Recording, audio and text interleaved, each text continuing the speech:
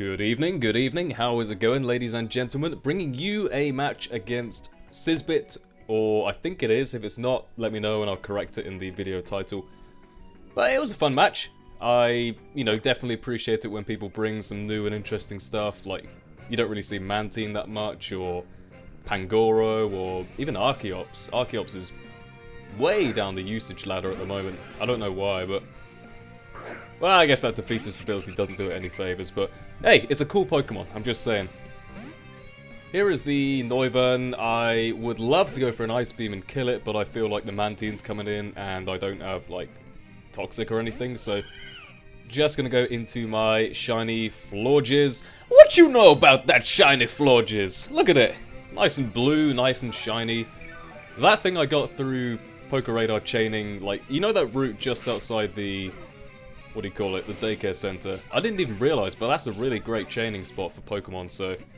I got this thing, and you can also get, like, Spritzy and Aroma... not Aromatisse. What's the other one? Slurpuff? The little ice cream thing? The first evolution. Swirlix! That's it! Billion different names going on in my head. Right. Anyway, Camerupt versus my Florges. I think I was saying it wrong in the past, but I feel like it is a pun on... like, gorgeous and floral or something like that. But basically, like, I can kill the Camerupt one-on-one because Florges has amazing special defense. Unfortunately, I can't stay behind the sub because it was doing just enough to break it. I swear I got a special attack drop on the Moonblast. Maybe that was on the Mantine, I don't know. Here comes the Archeops. I definitely want to save my Florges for later because it's definitely going to come in handy. Even if just for the Noivern, like locking itself into Dragon Pulse or something, but... yeah, go to Starmie. Not the best thing to take on an Archeops because, like, pretty much anything, if it switches into an Archeops that's not in Defeater's range, will probably die at some point. Like, it is so ridiculously powerful, you have no idea. Pangoro comes in. Pangoro I can easily take on with my Hitmontop, and I'm just gonna go straight for that big HJK! Yeah, boy! I was so close to putting Rock Tomb on this set, and then I didn't. Or maybe it was that Hitmontop didn't get Rock Tomb, and I thought, I don't want to miss Stone Edge. Whatever. In any case, go for the high jump kick, does pretty good damage to this thing, but now I've got to switch out, obviously. Goes for the Switcheroo, which I thought he'd go straight for the Draco Meteor, predicting my Special Wall Dragalge to come in, but... you know, that is absolutely fine by me. I got a choice specs, Florges, max speed, max special attack. Modest Nature, your boy finds a Modest Nature Florges just by randomly Poké Radar chaining. And it does pretty good damage, look at that, that's a Mantine. For anyone who's ever played NU in 5th gen or 6th gen, if you can even call it NU in 6th gen. If you've ever faced a Mantine, you know how specially bulky that thing is. Right, 2 Moonblasts and it's dead. Excellent, great. In comes the Archeops, so that's gonna take me out from there. I don't have a good switch into this, honestly, like I said. Go into Fat Eddie because the word Gordo is apparently blocked on the name changing thing. If anyone can explain that, because like Gord isn't blocked, Ordo isn't blocked, but Gordo is? Like, I think it's Spanish for fat or something. But you can put in the word fat, like, if if they're worried about offending obese kids, then obviously they're going the wrong way about it, but apparently there's some hidden meaning in Gordo that I don't know about, so... yeah, I stay in here thinking maybe I can take any attack that's not Air Slash, but it does have the Air Slash.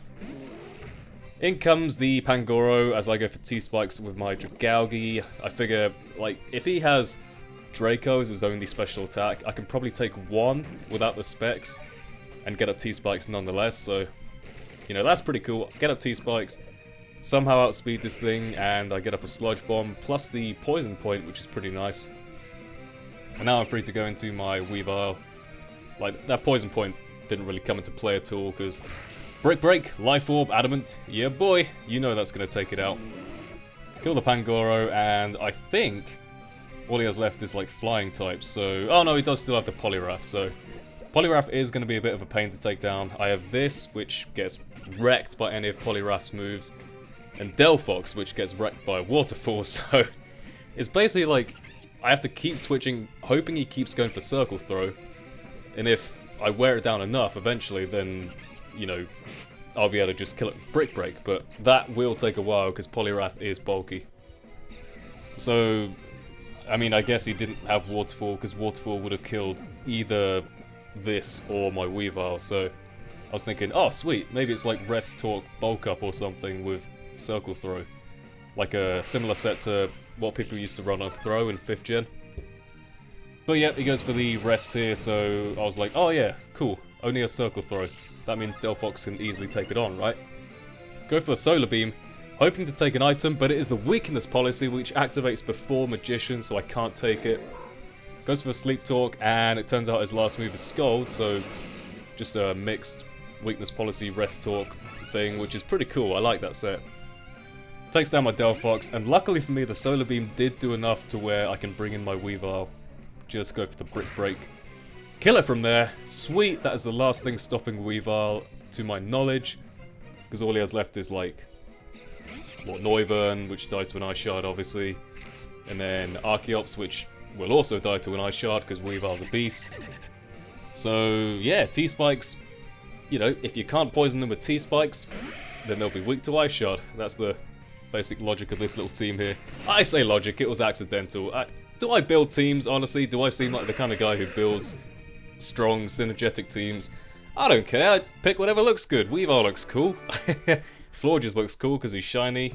But, you know, what you do is you pick a couple of Pokemon you like and you build the rest around it. That's generally what I do, but... You know, I like Jake's team there because it is essentially the same idea, because it's not like proper top OU tier stuff. It's probably stuff that he likes to play with, which is, you know, that's a playstyle I like and appreciate. I definitely am one to promote variety, promote trying out new stuff, so it's cool. Yes, definitely follow this man's logic here with team building. So I hope you all enjoyed. That was a great game.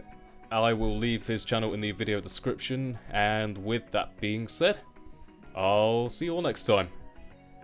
Goodbye.